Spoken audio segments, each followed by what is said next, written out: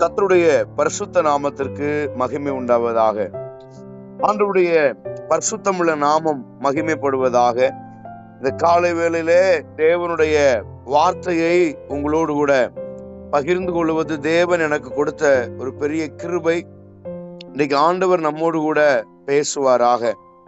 அருமையான தேவனுடைய பிள்ளைகளே, இந்த உலகத்தில் நமக்கு மிக முக்கியமாக தேவை ஜெபம். ஜெபம் இல்லாமல் நாம் எதையும் சாதிக்க முடியாது. ஜெபிக்கிற மனிதனும் ஜெபத்தை கேட்கிற தேவனும் இருக்கிற வரை அற்புதத்தை ஒருவனாலும் தடுக்க முடியாது. மறுபடியும் சொல்லுகிறேன், ஜெபிக்கிற நீங்களும் நானும், அதாவது ஜெபிக்கிற மனிதன் இருக்கிற வரை, ஜெபத்தை கேட்கிற தேவன் இருக்கும் வரை எப்பொழுதும் அற்புதத்தை தடுக்க எந்த சக்தியாலும் இந்த உலகத்தில் முடியாது. ஏனென்றால் தேவன் எப்பொழுதும் நம்முடைய ஜெபத்தை கேட்கிறவராகவே இருக்கிறார். ஒவ்வொரு நாளும் நம்முடைய ஜெபத்திற்கு அவர் பதில் தருகிற தேவனாக இருக்கிறார். ஒரு நாளும் ஜெபம் வீண் போகாது. ஜெபம் ஒரு நாளும் வீணாய் போகிறதில்லை. இந்த காலவெளியிலே ஒவ்வொரு நாளும் அதிகாலையில நீங்கள் கூடி ஜெபிப்பது ஒருவேளை உங்களுக்கு ஒரு கஷ்டமாக இருக்கலாம், அல்லது ஒரு சாதாரணமாக தெரியலாம். ஆனால் இந்த ஜெபத்திற்கு அதிக வல்லமை இருக்கிறது. இந்த ஜெபம் ஒரு நாளும் வீணாகாது. உங்கள் கண்ணீர், உங்களுடைய பிரயாசம், உங்களுடைய முயற்சிகள் எதுவும் வீண் போகிறது இல்லை என்பதை இந்த காலவேளையில நீங்கள் புரிந்து கொள்ளும்படி கர்த்தர் உங்களோடு கூட பேசுகிறார். 1 சாமுவேலின் புஸ்தகம் 1ஆம் அதிகாரம், அதிலே 10வது வசனத்தை உங்களுக்கு நான் வாசிக்கிறேன். அவள் போய் மனம் கசந்து மிகவும் அழுது கர்த்தரை நோக்கி விண்ணப்பம் பண்ணி. 12வது வசனம், அவள் கர்த்தருடைய சந்நிதியிலே வெகுநேரம் விண்ணப்பம் பண்ணுகிற போது ஏலி அவள் வாயை கவனித்துக் கொண்டிருந்தான். அருமையான தேவனுடைய பிள்ளைகளே, இந்த அதிகாரத்தை நாம் பல முறை வாசித்திருக்கலாம். ஆனால் ஏன் இதை உங்களுக்கு நான் சொல்லுகிறேன் என்றால், வெகு நேரம் ஜெபிக்கிற ஒரு அனுபவம் ஏதோ அவசரத்துக்கு ஜெபிப்பது அல்ல, ஏதோ தேவைக்கு ஜெபிப்பது அல்ல. வெகு நேரம் ஜெபிக்கிற ஒரு அனுபவத்துக்குள்ளே காலவெளியில உங்களையும் என்னையும் ஆண்டவர் கொண்டு வருவாராக. சீஷர்கள் பல காரியத்தை தேவனிடத்திலே கற்றுக்கொண்டாலும் இயேசு கிறிஸ்து மரித்து அடக்கம் பண்ணப்பட்டு உயிரோடு எழுந்த பின்பு சீஷர்களுக்கு பயமும் இருந்தது, ஆனால் உதவிக்கு ஒருவரும் இல்லை. அதுதான் ஆண்டவர் சொன்னார், நீங்கள் போய் எருசலேமிலே எனக்காக காத்திருங்கள், உங்களுக்காக ஒரு தேற்றரவாளனாகிய பரிசுத்த ஆவியானவரை உங்களுக்கு அனுப்புவேன், அவர் உங்களை சகல சத்தியத்துக்குள்ளேயும் நடத்துவார் என்று சொன்னார். அதுபோலவே எல்லாரும் மேல் மாடியில போய் அவர்கள் ஜெபித்த பொழுது 120 பேர் மேல் பரிசுத்த ஆவியானவர் இறங்கினார். அங்கே அபிஷேகம் முதல் முறை ஊற்றப்பட்டது. ஆவியானுடைய அசைவாடுதலை கண்டார்கள். பற்பல பாசைகளை பேசினார்கள். தேவனுடைய மகத்துவத்தை பேசினார்கள்.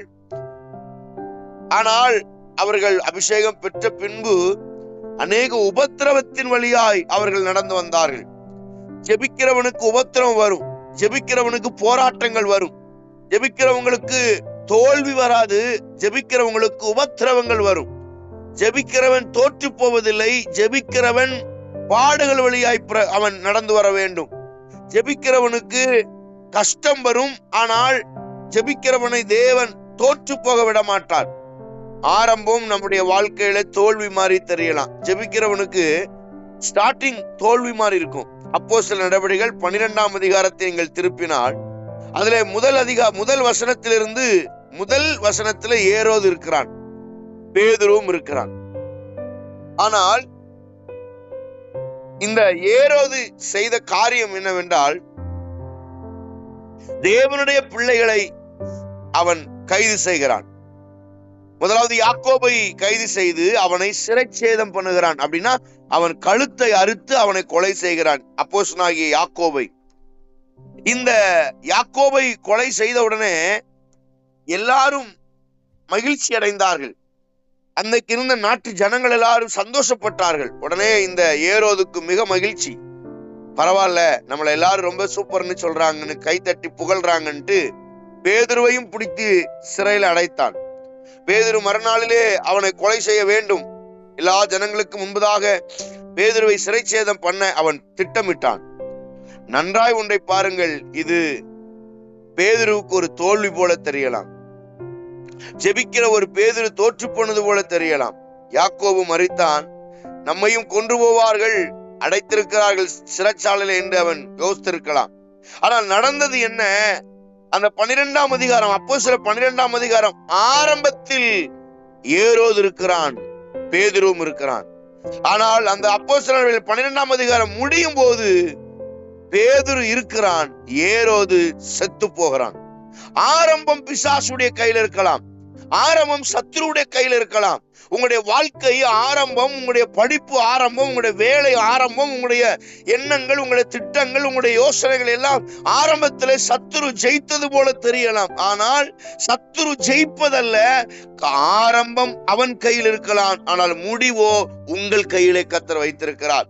ஆரம்பிக்கும் போது சத்துரு போராட்டம் இருக்கும், ஆனால் முடியும் போது நீங்கள் இருப்பீர்கள். போராடின சத்துருவை நீங்கள் காணாமல் இருப்பீர்கள் என்று வேதம் நமக்கு சொல்லுகிறது. வேதத்திலே சொல்லப்பட்டிருக்கிறது, உன்னோடு போராடின உன் சத்துருவை நீ தேடியும் காணாதிருப்பாய்.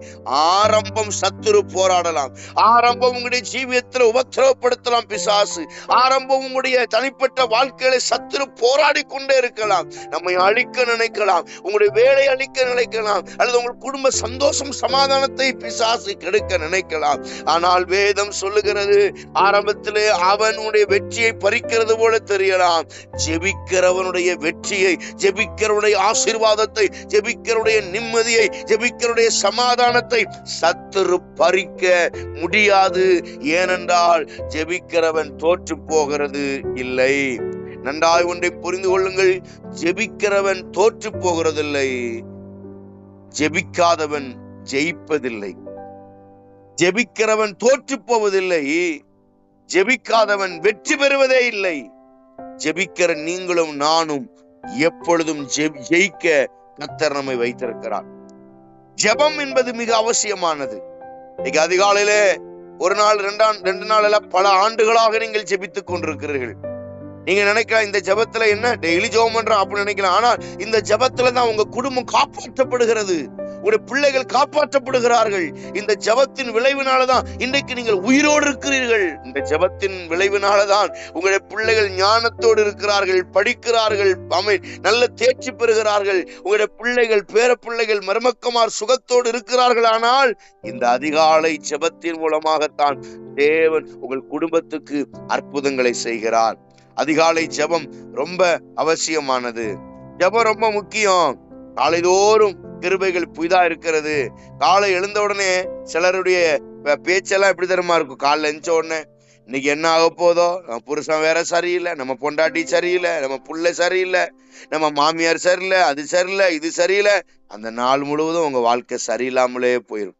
ஆனால் காலை எழுந்த உடனே, கர்த்தாவே ஆண்டவரே, உம்முடைய முகத்தை நான் முகத்தின் பிரகாசத்திலே முழிக்கிறேன் ஆண்டவரே, உம்முடைய பிரசன்னத்திலே நான் வருகிறேன் ஆண்டவரே, இந்த நாள் முழுவதும் உம்முடைய பிரசன்னத்தினால் என்னை நடத்துவீராக என்று யார் ஒருவர் எழுந்து நிற்கிறார்களோ, யார் ஒருவர் தேவ சமூகத்திலே காத்திருக்கிறார்களோ, அவர்களே ஆசீர்வாதத்தை சுதந்திரிப்பார். காலையில அதனால புருஷன் நல்லா இருக்காரு, பிள்ளைகள் ரொம்ப சூப்பரு, எல்லாம் நல்லா இருக்குன்னு நான் உங்களை பொய் சொல்லல. பிரச்சனைகள் இருக்கும், போராட்டம் இருக்கும், பிள்ளைகள் சரியில்லாம தான் இருக்கும், கணவன் உங்க சொல்படி கேட்காம சரியில்லாம தான் போவாரு, எதிர்பார்த்த மாதிரி உங்க வாழ்க்கை அமையல, உண்மைதான். எதிர்பார்த்த மாதிரி உங்க வேலை அமையல, உண்மைதான். நீங்க எதிர்பார்த்த மாதிரி உங்க பிள்ளைங்க உங்க கைக்குள்ள இல்ல, உண்மைதான். ஆமென், சோத்திரம். எல்லாமே எதிராத்தான் இருக்கு, உண்மைதான். பொய் சொல்ல ஆண்டவர் சமூகத்துல.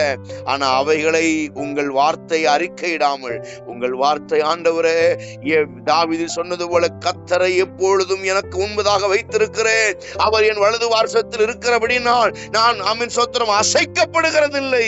இந்த வார்த்தையை அறிக்கையிடணும். ஏன்னா வார்த்தை தான் ரொம்ப முக்கியமானது.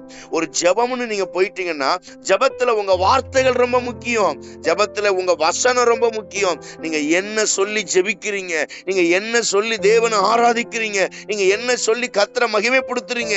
அந்த ஜெபம் ரொம்ப முக்கியம். அந்த ஜெபத்துல வார்த்தைகள், நாம் உச்சரிக்கிற வார்த்தைகள், நாம் பேசுகிற வார்த்தைகள் ரொம்ப முக்கியம். அதனாலதான் ஜெபத்துல நல்ல வசனங்களை அறிக்கையிட சொல்றோம். நல்ல வார்த்தைகளை அறிக்கையிட்டு ஜெபம் பண்ணுங்கன்னு சொல்றது அதுதான் காரணம். வார்த்தைகளை அறிக்கையிட பைபிள் சொல்லுகிற வார்த்தை அது உருவாக்குகிற சர்வ சக்தி படைத்தது. அவருடைய வார்த்தை தான் அந்த உலகத்துல நம்மை உருவாக்கினது, மனிதனை உருவாக்கினது, மரம் செடி கொடிகளை உருவாக்கினது, வானத்தை பூமி உண்டாக்கினது, மிருக ஜீவனங்களை உண்டாக்கினது. அதனாலதான் சொல்றோம் கர்த்தருடைய வார்த்தை வல்லமை உள்ளது. உங்க வார்த்தைக்கும் வல்லமை இருக்கிறது. அது ஒரு சிருஷ்டிக்கிற வல்லமை, உருவாக்குகிற வல்லமை. பிரியமானவர்களே, வசனத்தை அல்ல, வசனத்தை மட்டுமல்ல, உங்கள் வார்த்தையும் சரியா இருக்க கர்த்தர் உதவி செய்வாராக. உங்கள் பேச்சு சரியா இருக்கட்டும். நீங்கள் என்ன பேசுறீங்கன்றது ரொம்ப முக்கியமானது. ஞானமாய் ஜெபத்திலே வார்த்தைகளை அறிக்கையிட வேண்டும். பிரியமானவர்களே, ஏன் வார்த்தையை நான் சொல்றேன் அப்படின்னா, ஒரு முறை லோத்துடைய வீட்டுக்கு தேவ மனிதர்கள் 3 பேர் வருகிறார்கள். அவர்கள் அவர்கள் தெருவில் வந்த உடனே லோத்துடைய வீட்டை தேடி அலைகிறார்கள். அலைந்த உடனே லோத்து வீட்டுக்கு வந்து லோத்து அவர்களை உள்ளே அழைக்கிறான். இந்த செய்தியை ஊர் மக்கள் எல்லாரும் கேள்விப்படுகிறார். லோத்து வீட்டுக்கு 2 மனிதர்கள் வந்திருக்கிறார்கள், அவர்களை நாம் பார்க்க வேண்டும் என்று அவர்கள் எல்லாரும் ஓடி லோத்துவின் வீட்டை தட்டுகிறார்கள். சோத்திரம், ஆமென். அங்கே வேதத்தில் சொல்லப்பட்டிருக்கிறது, அந்த 2 பேரையும் வெளியே அழைத்து வா, நாங்கள் அவர்களை அறிய வேண்டும் என்று சொல்லுகிறார். இந்த வார்த்தை கவனிங்க. அறிய வேண்டும் என்பது அவர்களை கெடுத்து போட வேண்டும். ஆணோடு ஆண், பெண்ணோடு பெண் அவலட்சணமான காரியம் அந்த காலத்தில் சோதோம் குமாரா பட்டணத்தில் நடந்து கொண்டிருந்தது. அன்றைக்கு அந்த தேவ மனிதர்கள் அழகாக அவர்கள் கட்டுக்கோப்பாக அவர்கள் சரத்தை இருந்ததனால, இவர்கள் மிக அழகாக இருந்ததனால அவர்களோடு இவர்கள் அவன் சயனிக்க வேண்டும், இசைய வேண்டும் என்று நினைத்தார்கள்.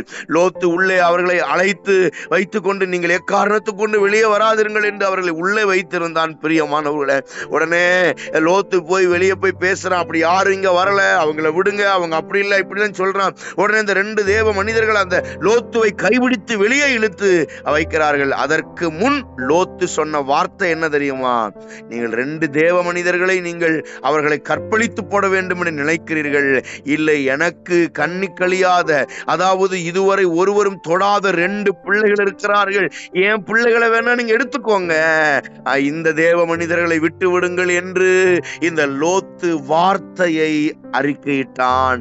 வேதம் சொல்லுகிறது, இந்த வார்த்தையை பிசாசு கவனித்து எப்படி இந்த வார்த்தையை அறிக்கையிட்டானோ, ஒரு நாளில இந்த 2 பிள்ளைகளையும் இதே அவன் சொன்ன வார்த்தையின்படியே அவர்கள் கெடுத்து போட்டார்கள். ஏன் இதை சொல்ல வருகிறேன் என்றால், உங்கள் வார்த்தை மிக மிக முக்கியமானது. பிள்ளைகள் சரியில்லையா, ஆண்டவர்கிட்ட சொல்லுங்க, என் பிள்ளை நல்லா இருப்பாங்கன்னு சொல்லுங்க. கணவன் சரியில்லையா, என் கணவன் சரி ஆயிருவார்னு சொல்லுங்க. உங்களுடைய எதிர்காலங்கள் கஷ்டமா இருக்கா, என் எதிர்காலங்கள் மாறும்னு சொல்லுங்க. ஏன்னா தேவனால முடியாத காரியம் ஒன்றும் இல்லை, தேவனால் கூடாத காரியம் ஒன்றும் இல்லை என்று திருவசனம் நமக்கு சொல்லுகிறது. அதனால ஜெபத்துல நீங்க சொல்ல வேண்டியது, முடியும், நடக்கும், ஆகும், கிடைக்கும், என்னால முடியும், என் தேவனால முடியும். அதனாலதான் பைபிள் சொல்லுது, என்னை பலப்படுத்துகிற கிறிஸ்துவனால எல்லாவற்றையும் செய்ய எனக்கு பலன் உண்டு. I will do it. எனக்கு தெரியும், என்னால முடியும், என கர்த்தர் என்னோடு கூட இருக்கிறார். ஜெபம் பண்ண முழங்கால் போடும் பொழுதெல்லாம் கோழையாக அல்லது சோம்பேறியாக ஏதோ ஒரு காரியத்தை இழந்த மாதிரி ஜெபத்துல உட்காராதீங்க. ஜெபத்துக்கு வரும்பொழுதெல்லாம் ஒரு வெறித்தனமாக, ஒரு தேவ வைராக்கியமாக, ஏதோ ஒரு யுத்தத்துக்கு போகிறது போல, இன்றைக்கு செய்கிற இந்த ஜெபத்தின் மூலமாய் தேவன் எனக்கு பெரிய காரியத்தை செய்ய போகிறார் என்கிற ஜெப வல்லமை உணர்ந்தவர்களாய் ஜெபத்துல வாருங்க. ஏதோ தூங்கிக்கிட்டு ஏதோ நேரப்போக்குக்கு ஜெபிக்காதீங்க. ஜெபம்னா ஒரு பெரிய யுத்த களம். ஜெபம் என்பது ஒரு போர்க்களத்துல இருக்கிறீர்கள். உங்கள் ஜெபத்திற்கு வல்லமை உண்டு. நீங்க முழங்கால் போட்ட கர்த்தர் உங்களுக்காக இறங்கி வருகிறார். நீங்கள் முழங்கால் இட்டு கர்த்தாவேன்னு கூப்பிடும் போது சர்வ சேனைகளையும் கர்த்தர் அனுப்புகிறார். நீங்கள் ஜெபத்துல முழங்கால் போடும் பொழுதெல்லாம் ஏதோ ஏனோதானோ கிடையாது. இன்னைக்கு முழங்கால் போடும்போது வானத்தில் இருக்கிற அவ்வளவு தேவதூதர்களும் என் ஜெபத்தை கேட்க வாஞ்சையா இருக்கிறார்கள். தேவனின் ஜெபத்தை கேட்க வல்லவராயிருக்கிறார் என்று உணர்ந்து ஜெபத்துல உட்காருங்க. ஜெபம் என்பது விளையாட்டு காரியம் அல்ல. ஜெபம் என்பது ஒரு யுத்த களம். ஜெபம் என்பது ஒரு பெரிய ஆசீர்வாதம் என்பதை மறந்து போகாதிருங்கள். ஆபிரகாம் பிள்ளை இல்லாதவனா இருந்தான். ஒரு பிள்ளை கூட வக்கில்ல. ஜெபிக்கிறான், ஆண்டவரே எனக்கு ஒரு பிள்ளை தாரும் என்று கணவன் மனைவி ஜெபிக்கிறார்கள். ஆனால் வேதம் சொல்லுகிறது, ஆதியாம் 15 1, 2, 3 வாசிக்கும் போது ஆபிரகாம் ஜெபிக்கிறான், குழந்தை இல்ல. ஆனால் அவன் வார்த்தை அறிக்கையிடுகிறான், ஜெபிக்கிறான். ஆனால் ஆதியாமம் 21 தேவன் அவன் ஜெபத்திற்கு பதில் தருகிறார். 25 வருடம் தாமதம், 25 வருஷம் அவனுக்கு தாமதம். ஆனால் சொன்னதை நிறைவேற்றுகிற கர்த்தர் ஏற்ற வேளையில அற்புதங்களை செய்தார். இந்த காலையில ஒருவேளை உங்களுடைய ஜீவியத்துல தாமதங்கள் இருக்கலாம், ஆனால் ஜெபத்திற்கு பதில் உண்டு. தாமதங்களை பார்த்து ஏன் எனக்கு கர்த்தர் எனக்கு செய்யவில்லை என்று நீங்கள் ஆண்டவர் மேல் நொந்து கொள்ள வேண்டாம். ஜெபத்துக்கு பதில் உண்டு. கர்த்தருக்கு தெரியும் எப்போ உங்களை ஆசீர்வதிக்க வேண்டும் என்று. கர்த்தருக்கு தெரியும் எப்போ உங்களை உயர்த்தணும்னு. தேவனுக்கு தெரியும், தேவனுக்கு தெரியும். அம்மா, சிஸ்டர், பிரதர், அருமையான சகோதரனே, சகோதரியே, கர்த்தர் உங்களோடு சொல்லுகிறார், தேவனுக்கு தெரியும் உன்னை எப்போ உயர்த்தணும்னு. தேவனுக்கு தெரியும் எப்போ உங்களை சம்பள உயர்வு தரணும்னு. தேவனுக்கு தெரியும் உங்க வீட்டுல எப்போ இந்த நல்ல காரியம் நடக்கணும்னு. கர்த்தர் சரியான நேரத்துல உங்களை ஆசீர்வதிக்கவும் அற்புதம் செய்யவும் தேவன் போதுமானவராய் இருக்கிறார்.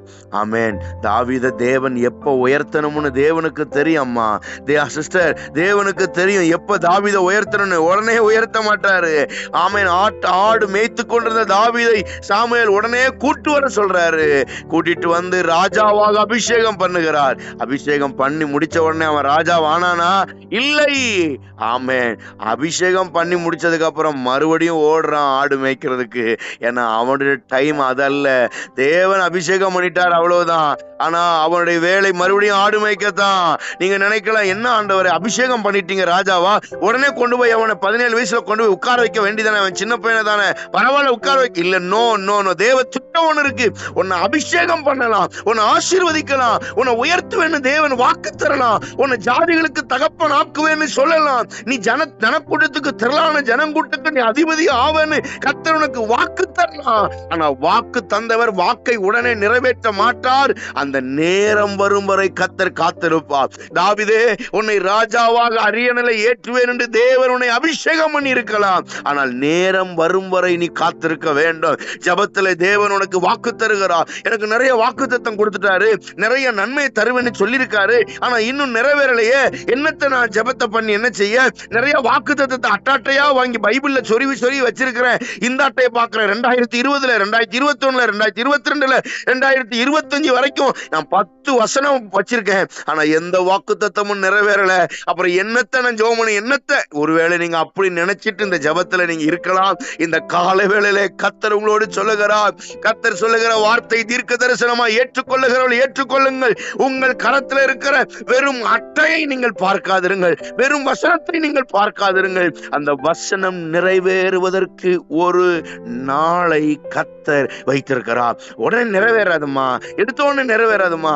ஒரு சின்ன பிள்ளை பிறந்த உடனே அந்த பிள்ளை கையில கொண்டு போய் 10 லட்சம் ரூபாய் கொடுக்க மாட்டோம். அந்த பிள்ளை பிறந்த உடனே அந்த பிள்ளை கையில 1000 ரூபாய் கொடுக்க மாட்டோம். அதுக்கு அது உபயோகப்படுத்த தெரியாது, அதை யூஸ் பண்ண தெரியாது, அதை பயன்படுத்த தெரியாது. ஆனா அது நேரம் வரும் பொழுது, அந்த பிள்ளைக்கு சரியான நேரம் வரும்போது லட்சங்களை ஆயிரங்களை நாம் கொடுக்கிறோம். அதுபோல கர்த்தரும் அப்படித்தான். நமக்கு எப்போ கொடுக்கணும்னு தெரியும், எப்போ வாக்கு தரணும்னு தெரியும், எப்போ நிறைவேற்றணும்னு தெரியும். ஆபிரகாமே, உனக்கு எப்போ வாக்கு தத்தம் தரணும்னு அவருக்கு தெரியும். அந்த வாக்கு தத்தத்தை எப்போ நிறைவேற்ற வேண்டும் என்பதையும் தேவன் அறிந்திருக்கிறார். காலை செய்தியை கேட்கிற தேவ பிள்ளைகளே, உங்களுக்கு தேவன் கொடுக்க வேண்டிய நேரத்துல அது வாக்கு தத்தத்தையும் தருவார். நிறைவேற்ற வேண்டிய நேரத்தில் அவைகளை நிறைவேற்றியும் முடிப்பார். ஜெபம் என்பது அற்புதமானது. ஜெபம் என்பது தேவ வல்லமை உள்ளது. அருமையான தேவனுடைய பிள்ளைகளே, அமலேக்கர் இஸ்ரவேலுக்கு விரோதமாக யுத்தம் பண்ண வருகிறார்கள். நீங்கள் 1 சாமுவேல் புஸ்தகத்தில் நீங்கள் வாசித்து பார்க்கலாம். 15ஆம் அதிகாரம் முழுவதும் நீங்கள் வீட்டிலே வாசித்து பாருங்கள். அமலேக்கர் யுத்தம் பண்ண வருகிறார்கள். அமலேக்கர் என்றால் அவர்கள் மாம்சம் என்று வேதம் சொல்லுகிறது. அவர்கள் எப்பொழுதும் நம்மோடு போராடி கொண்டே இருப்பார்கள். அதனாலதான் பைபிள் சொல்றது, மாம்சம் ஆவிக்கு விரோதமாகவும் ஆவி மாம்சத்துக்கு விரோதமாகவும் எப்பொழுதும் போராடிட்டே இருக்கும். நம்ம அதை ஜெயிக்கிறதுக்கு தான் ஜெபம். மாம்சத்தை ஜெயிக்கணும், ஆவியில ஜெயிக்கணும், அதுதான் ஜெபம். ஜெபம் பண்றவன் ஜெயிப்பான். ஜெபம் பண்றவன் எப்போதும் ஜெயிச்சுட்டே இருப்பான். நீங்க பாருங்களேன், சில நபரோட நம்ம டெய்லி சண்டை போட்டே இருப்போம். சில நபரோட நமக்கு அவங்களுக்கு பிடிக்கவே செய்யாது. சில நபரோட டெய்லி வாக்குவாதம் வந்துகிட்டே இருக்கும். அவங்க ஒண்ணு சொல்லுவாங்க, நம்ம ஒண்ணு சொல்லுவோம், அவங்க ஒண்ணு சொல்லுவோம், நம்ம ஒண்ணு சொல்லுவோம். அவங்க செய்யறது நமக்கு பிடிக்காது, நம்ம செய்யறது அவங்களுக்கு பிடிக்காது. இதான் பிரச்சனை. ஏன்னா அவன் மாம்சம், அவன் அமலேக்கியன். நம்ம ஜெபிக்கிறவன், நம்ம இஸ்ரவேலர், நம் தேவ சமூகத்துல நிக்கிறவங்க. தேவ சமூகத்துல ஆவியில வைராக்கியமா இருக்கிற உங்களுக்கும் மாம்சத்துல இருக்கிற அமலேக்கனுக்கும் என்னைக்குமே செட் ஆகவே ஆகாது. என்னைக்குமே ஒத்து வராது. மாம்சம் தான், ஆவி ஆவிதான். பைபிள் சொல்றது, ஆவிக்கு விரோதமாய் மாம்சமும் மாம்சத்துக்கு விரோதமாய் ஆவியும் போராடி கொண்டே இருக்கும். அப்ப நம்ம செய்ய வேண்டியது என்ன? அமலேக்கனை விட்டு தூரமா போயிடணும். அமலேக்கன் அந்த நபரை எச்சரிக்கையா இருங்க. ஒரு ஆபீஸ்ல வேலை பாக்குறீங்க, ஸ்கூல்ல வேலை பாக்குறீங்க, எப்ப பார்த்தாலும் ஒரு பொம்பளை நம்ம கூட சண்டை போட்டே இருக்கான்னு வைங்க, அல்லது ஒரு வாத்தியார் நம்ம கூட சண்டை போட்டே இருக்காரு, ஒரு டீச்சர் நம்ம கூட சண்டை, ஒரு பிரின்சிபால் நமக்கு செட்டே ஆகல. நீங்க யோசிப்பீங்க, நம்ம சரியில்லையோ, நம்ம சரியா ஜெபிக்கல. இல்ல, அவன் மாம்சம், அவன் அமலேக்கியன். அவன் எப்பொழுது உனக்கு விரோதமா அவன் ஓயாது பொய் சொல்லிட்டே இருப்பான். பைபிள் சொல்லுது, தன் சகோதரருக்கு விரோதமாக ஓயாது அவர்கள் குற்றம் சாட்டி கொண்டே இருப்பார்கள். ஏன்னா அவன் அமலேக்கியன், அவன் வேலை அதுதான். ஆனா ஜெபிக்கிற நீங்களும் நானும், ஆவியில வைராக்கியமா இருக்கிற நீங்களும் நானும் வைராக்கியமா இருந்தோம்னா அமலேக்கனை ஜெயிக்கலாம், அமலேக்கனை வேறறுத்து போடலாம். அமலேக்க ஆவியை நாம் அழிப்பதற்கு தேவன் நமக்கு பலன் தருவார். The prayer is must important. வேதம் சொல்லுகிறது, ஜெபம் பண்ணுங்க. ஜெபத்தால் முடியாது ஒண்ணும் இல்லை. இஸ்ரவேல் ஜனங்கள் அமலேக்கருக்கு விரோதமா யுத்தம் பண்ணார்கள். இஸ்ரவேல ஜனங்கள் அமலேக்கர் அழித்தார். யாத்ராம் 17ஆம் அதிகாரத்திலே நம்ம பார்க்கலாம். மோசே அவன் யுத்தம் பண்ண, அமலேக்கருடைய யுத்தம் பண்றதுக்காக எழும்புறான். மோசே நிற்கும் போது உடனே யோசுவா கூப்பிடுறான், யோசுவாவே நான் மலைக்கு போறேன், நீ யுத்தம் பண்ணு அப்படின்னு யோசுவாவை நிப்பாட்டிட்டு மோசே மலைக்கு போய் 2 கையை உயர்த்துறான். யோசுவா ஜெயிக்கிறான். மோசே கையை உயர்த்தி தேவ சமூகத்துல ஜெபிக்கும் போது யோசுவா அடி வெளுத்து எல்லா காரியத்தையும் ஜெயமாய் நடத்தி கொண்டிருக்கிறான். ஒரு மனுஷன் எவ்வளவு நேரம் உயர்த்தி பிடிக்க முடியும் கையை? கை தாழும் போது இஸ்ரவேல் தோற்று போகிறார். யோசுவா அடி வாங்குறான். மோசே உடனே, ஐயோ யோசுவாவே அடி வாங்குறியா? கையை 2ஐயும் மறுபடியும் தூக்குறான். கையை தூக்க முடியல, வயசாயிட்டு இறக்குறான். தூக்குறான், இறக்குறான். கையை உயர்த்தும் போதெல்லாம் யோசுவா ஜெயிக்கிறான். கையை தூக்கும் போதெல்லாம் யோசுவா ஜெயிக்கிறான். கையை இறந்துருச்சுன்னா, இறக்கிட்டாருன்னா அங்க யோசுவா ஜனங்கள், இஸ்ரவேல் ஜனங்களை அடி வாங்குறாங்க. கடைசியில திடீரென்று 2 பேர் மோசேயுடைய அருகிலே போகிறார், ஊரும் ஆரோனும். ஒரு கல்லை எடுத்து மோசே அதில் உட்கார வைக்கிறார்கள். மோசேயுடைய கையை இங்கிட்டு ஒருவரும் அங்கிட்டு ஒருவரும் பிடித்து தாங்கி பிடிக்கிறார்கள். இஸ்ரவேல் ஜனங்கள் வெற்றியை சுகந்திருக்கிறார்கள். ஏன் சொல்ல வருகிறேன் என்றால், இந்த கையை உயர்த்தி பிடிச்சாங்க பாத்தீங்களா, அதுதான் ஜெபம். நாம் கைகளை உயர்த்தும் போது என்னைக்கும் ஜெபம் வெற்றி உண்டு. கைகளை உயர்த்த வெற்றி. அம்மா, கையை உயர்த்த ஜெயம் உண்டு. கையை உயர்த்தி ஜெபிக்க சில சபைகளை சொல்லுவாங்க பாத்தீங்களா, தலைகளை தாழ்த்தி ஜெபம் பண்ணுங்க. தலைகளை தாழ்த்தி, பைபிள்ல தலைகளை தாழ்த்தி ஜெபம் பண்ண ஒரு இடத்துல கூட சொல்லல. ஒரு சிங்கிள் பிளேஸ்ல கூட உன் தலையை தாழ்த்தி ஜெபம் பண்ண இல்ல. பைபிள் சொல்றது, உன் இருதயத்தை தாழ்த்தி தான் நம்ம ஜெபம் பண்ணுமோ. நம் மனதை தாழ்த்தி, என்னை விட ஒருவனும் பெரியவன் இல்லை என்று நம் உள்ளத்தை தான் தாழ்த்த வேண்டும். தலைய ஒரு நாளும் பைபிள் சொல்லுகிறது, எனக்கு ஒத்தாசை வரும் பர்வதங்களுக்கு நேராக என் கண்களை ஏறெடுக்கிறேன். உன் கண்ணு எப்பவும் மேல பார்க்கணும். உங்க முகம் எப்போதும் வானத்தை தான் பார்க்கணும். மண்ணை பார்க்கிறது, நீங்க பாருங்க, மிருகம் பாருங்க, அந்த பன்னி, அந்த கழுதை, அதுதான் மண்ணையே பார்க்கும். ஏன்னா அதுக்கு மேல பார்க்க தெரியாது, அது மேல உயர்ந்து பார்க்காது. அதால உயர்த்த செத்த அன்னைக்கு, என்னைக்கு அந்த பன்னி சாகுதோ, என்னைக்கு அந்த கழுதை சாகுதோ, அப்பதான் படுத்த மணிக்க மேல பார்க்குமா வானத்தை. ஐயோ, இவ்வளவு மேன்மையான வானத்தை இதுவரைக்கும் பார்க்காம போயிட்டமேன்னு அது செத்து போகுமா. ஒரு விசுவாசி, ஒரு ஜெபிக்கிற தேவ பிள்ளை, ஒரு ஜெப வீரர், ஒரு தேவ பிள்ளைகள் செய்ய வேண்டிய முதல் காரியம், அவர்கள் கண்கள் எப்பொழுதும் கர்த்தரை பார்க்கணும். வானத்தை, ஒத்தாசை கர்த்தர் தருகிறார்.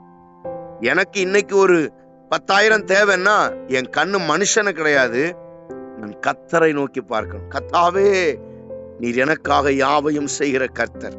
ஏற்ற வேளையில அவர் நமக்காக அற்புதங்களை செய்ய முடியும். வருகிற திங்கட்கிழமையிலிருந்து ஸ்கூல் ஆரம்பிக்கிறாங்க. பல தேவைகள் நமக்கு உண்டு. இந்த செய்தியை கேட்கிற உங்களுக்கும் பல தேவைகள் இருக்கலாம். ஆண்டவரே இதை என்ன செய்யறது, பிள்ளைகளை ஸ்கூல் ஃபீஸ் கட்டணும், புக் வாங்கணும், நோட் வாங்கணும், பேக் வாங்கணும், எல்லாம் அப்படி யோசிக்கிறோம். தேவைகள் அதிகம் உண்டம்மா. ஆனா உங்க கண்கள் பரலோகத்தை பார்க்கட்டும், உங்க கைகள் வானத்துக்கு நேராக உயர்த்தட்டும். ஏன்னா ஒத்தாசை நமக்கு அங்க இருந்து தான் வரும். எலியா அவன் பட்டினியாவே ஆண்டவர் விடல. கேரி தாற்றண்டைக்கு உன்னை போ சொல்றாரு. 1 ராஜாக்கள் 17. உன்னை போ சொல்றது காரணம் என்ன தெரியுமா?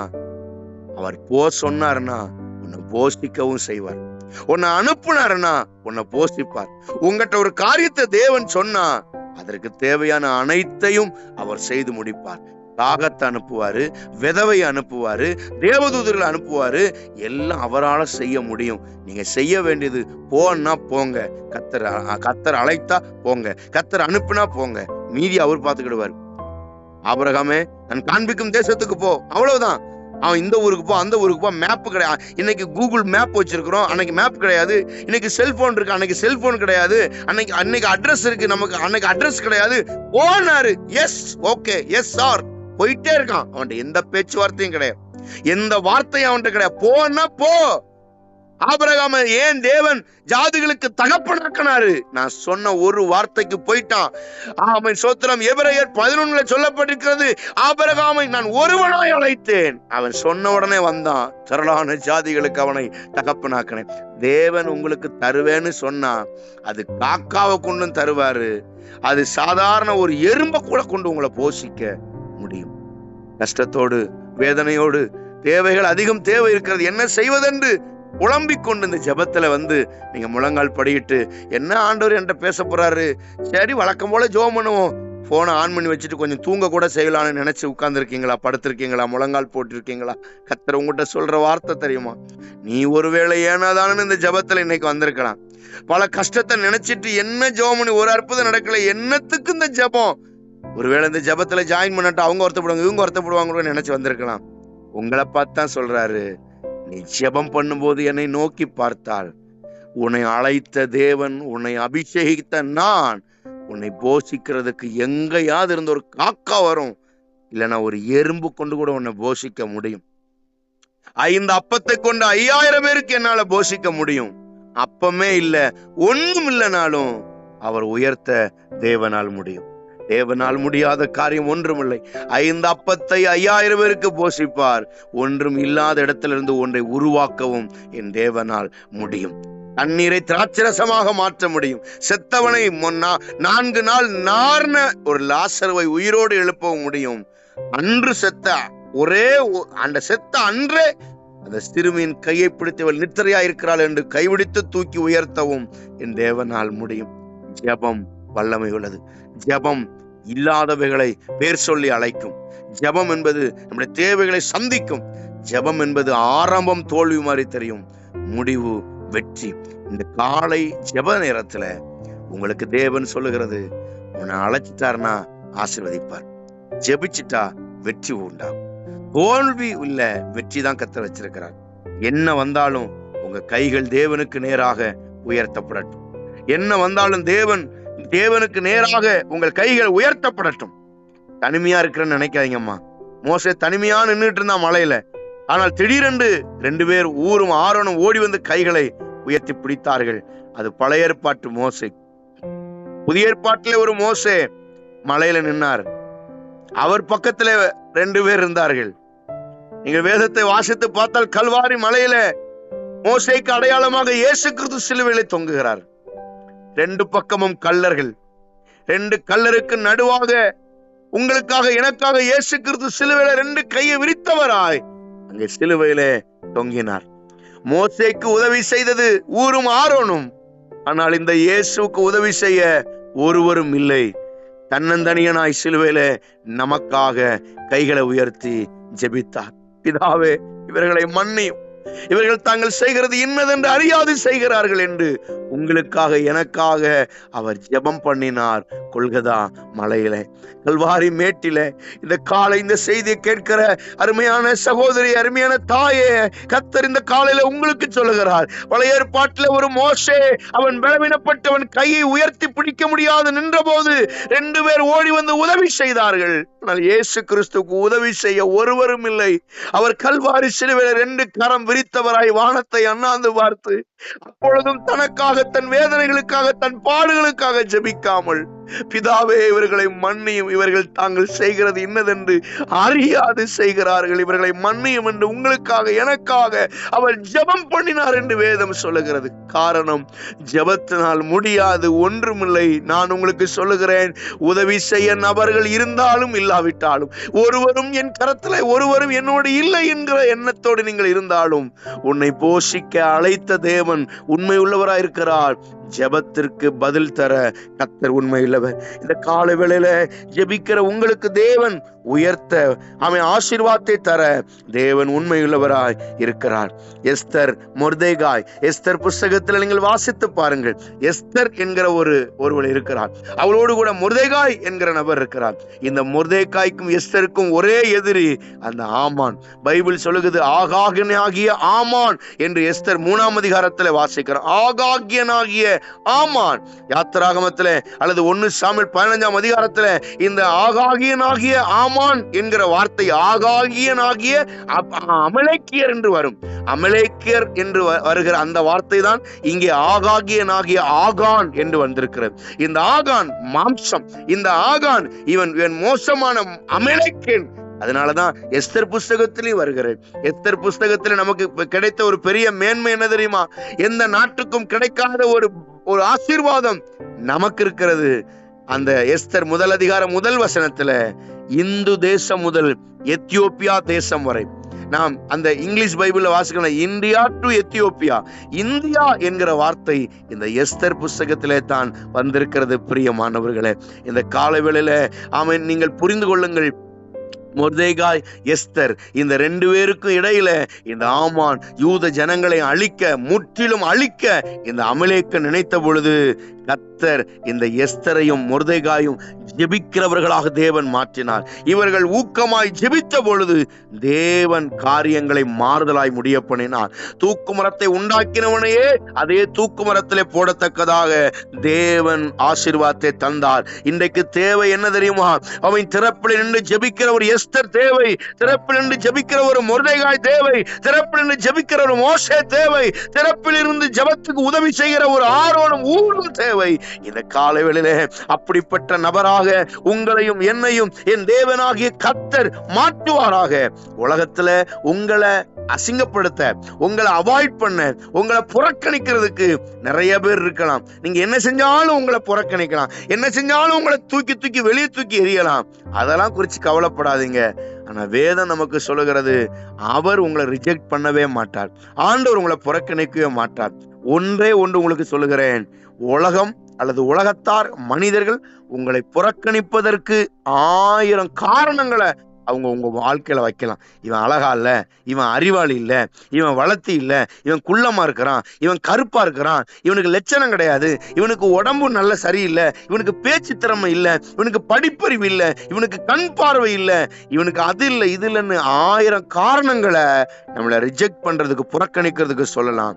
ஆனா ஆண்டவர் சொல்லுகிற வார்த்தை, எப்பா இவனை 1000 காரணத்தை சொல்லி நீ புறக்கணிச்சிட்ட, ஆனா இவனை ஏற்றுக்கொள்வதற்கு, இவனை நேசிப்பதற்கு எனக்கு ஒரே ஒரு காரணம் இருக்கு. அந்த ஒரு காரணத்தால அந்த 1000 புறக்கணிக்கிற வார்த்தைகளை நான் ஒழித்து போடுகிறேன். அந்த ஒரு வார்த்தை என்ன தெரியுமா? இவன் என்னுடைய பிள்ளை, இவனை என் இரத்தத்தால் மீட்டெடுத்திருக்கிறேன். இந்த ஒரே ஒரு வார்த்தை தான் இன்றைக்கும் உங்களுக்காக, எனக்காக கர்த்தர் இன்னும் பேசிக்கொண்டிருக்கிறார். மனிதனுக்கு நம்மை புறக்கணிக்க அநேக காரணம் உண்டு, ஆனால் தேவனுக்கு நம்மை தெரிந்து கொள்ள ஒரே காரணம், கல்வாரி மலை.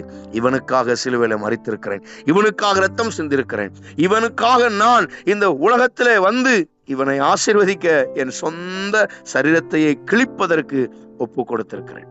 இந்த காலவேளையில அருமையான தேவனுடைய பிள்ளைகளை, உலகம் நம்மளை நல்லவன்னு சொல்லாட்டா பரவாயில்ல, கர்த்தர் உங்களை நல்லவன்னு சொல்றார். 1000 பேருக்கு முன்பதாக கர்த்தர் உங்களை அறிக்கையிடுறார், இவன் என்னுடைய பிள்ளை, இவனுடைய நேச குமாரன், இவன் மேல் பிரியமா இருக்கிறேன். நீங்கள் தெரிந்து கொள்ள வேண்டியது, யாருக்காகவும் இயேசுவை நான் விட்டு கொடுக்க மாட்டேன்.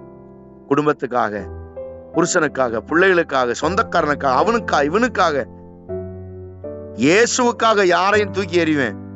ஆனா யாருக்காகவும் இயேசுவை விட்டு கொடுக்கவே மாட்டேன். ஜெபிக்கிற ஒவ்வொரு தேவ பிள்ளைகளும் அறிந்து கொள்ள வேண்டிய பாடம் இதுதான். இதை புரிந்து கொள்ளுங்கள். நிச்சயமாக கர்த்தர் உங்களை ஆசீர்வதிப்பார். ஜெபிக்கிறவன் தோற்று போக மாட்டான், தோற்று போகிறவன் ஜெபிப்பது இல்லை. ஜெபம் பண்ணுவோமா? காலவெளியில் ஆண்டவரே, இவ்வளவு நேரம் ஜெபத்தை குறித்து எங்களோடு பேசினேன். நாங்கள் ஜெபிக்கிறவர்களாய், நாங்கள் தேவ சமூகத்துல கதறி அழுகிறவர்களாய். ஜெபம் என்பது ஒரு யுத்த களம், ஜெபம் என்பது ஒரு போர்க்களம், ஜெபம் என்பது என்னை ஆசீர்வதிக்கிற ஒரு ஆயுதம், ஜெபம் என்பது என் சத்துருக்களை வீழ்த்துகிற ஒரு இடம். நான் ஒருபோதும் மறந்து போக மாட்டேன். அம்மா, மறக்காதீங்கம்மா. அழைச்சவர் உண்மை உள்ளவர். உன் பண தேவைகளை சந்திப்பார். நிச்சயமா அநேக தேவைகள் உங்களுக்கு இருக்கும். அதை பத்தி கவலைப்படாதீங்க. ஏற்ற வேலை வச்சிருக்கிறாருமா, ஏற்ற வேலை வச்சிருக்கிறாரு. இன்னைக்கு எவ்வளவு தேவை இருக்குன்றது உங்களுக்கு தெரியும், அதை விட ஆண்டவருக்கு தெரியும் என் பிள்ளைக்கு எவ்வளவு தேவை இருக்குன்னு. உன் தேவைகளை சந்திக்கிற ஒரு பரம தகப்பன் இருக்கிறார். பொல்லாதவர்களாகிய நீங்களே உங்கள் பிள்ளைகளுக்கு நல்ல ஈவுகளை கொடுக்க அறிந்திருக்கும் போது உங்கள் பரமபிதா உங்களுக்கு நன்மையானவைகளை தருவது அதிக நிச்சயம் அல்லவா? அதிக நிச்சயம். உங்களுக்கு என்ன வேணும்னு கர்த்தருக்கு தெரியாமா? ஒரு நாள் ரோட்ல நிக்க விட மாட்டார், ஒரு நாள் கண்ணீர் வடிக்க விட மாட்டார், ஒரு நாள் உங்க பிள்ளைகளை நினைச்சு நீங்க அழ விட மாட்டார். ஓ சோத்திரம். அருமையான தேவனுடைய பிள்ளைகள், இந்த செய்தியை கேட்கிற உங்களுடைய ஜீவியத்துல பல விதத்துல நீங்கள் உபத்திரவத்தோடு பாடுகளோடு இருக்கலாம். கர்த்தர் இன்னைக்கு உங்களோடு பேசுறாருமா. ஜெபம் பண்ணுங்க. கண்ணை மூடி இருக்கிற இடத்துல, எல்லாரும் இருக்கிற இடத்துல ஒரு 2 நிமிஷம் அல்லது 3 நிமிஷம் நீங்களா ஜெபம் பண்ணுங்க. மியூட்ல போட்டிருக்கீங்க, உண்மைதான். நீங்க எல்லாரும் இருக்க இடத்துல ஜெபம் பண்ணுங்க. ஆண்டவரே, இந்த புதிய ஆண்டு எங்க பிள்ளைகள் ஸ்கூலுக்கு போறாங்க, புதிய ஆண்டு நான் பள்ளிக்கூடத்துல வேலைக்கு போகிறேன், அநேக புதிய நபர்களை சந்திக்க வேண்டியது இருக்கும், புதிய பிள்ளைகளை சந்திக்க வேண்டியிருக்கும், புதிய பெற்றோர்களை சந்திக்க வேண்டியது இருக்கும். ஆண்டவரே, நான் யாரை சந்தித்தாலும் ஆண்டவரே என் முகத்துல உம்முடைய முகம் வெளிப்படுவதாக. ஆண்டவரே, பிரச்சனைகள் 1000 வரலாம், எனக்கு அதை பத்தி எல்லாம் பிரச்சனை கிடையாது. பிரச்சனை என்ன வந்தாலும் மேற்கொள்வதற்கு என் தேவன் எனக்கு துணை நிற்பீராக. ஆண்டவரே, புதிய ஆண்டு எங்களுக்கு ஆசீர்வாதமான ஆண்டாய், புதிய கல்வி ஆண்டு ஆசீர்வாதமான ஆண்டாய், நாங்கள் செய்கிற வேலையில ஒரு புதிய ஆசீர்வாதம் உண்டாக. ஞானமாய் பேச, ஞானமாய் பிள்ளைகளுக்கு பாடம் நடத்த, ஞானமாய் எங்கள் வாழ்க்கையில் எங்கள் குடும்பத்தை நடத்த, ஞானமாய் எங்கள் சொந்த பிள்ளைகளை வளர்க்க, ஆண்டவரை ஞானமாய் கர்த்தருக்காக கொடுக்க, ஞானமாய் கர்த்தருக்காக ஆண்டவரை கிரியை செய்ய கர்த்தர் உதவி செய்யும்படியாய் நாங்கள் ஜெபிக்கிறோம். தேவனே, உமக்கு நன்றி.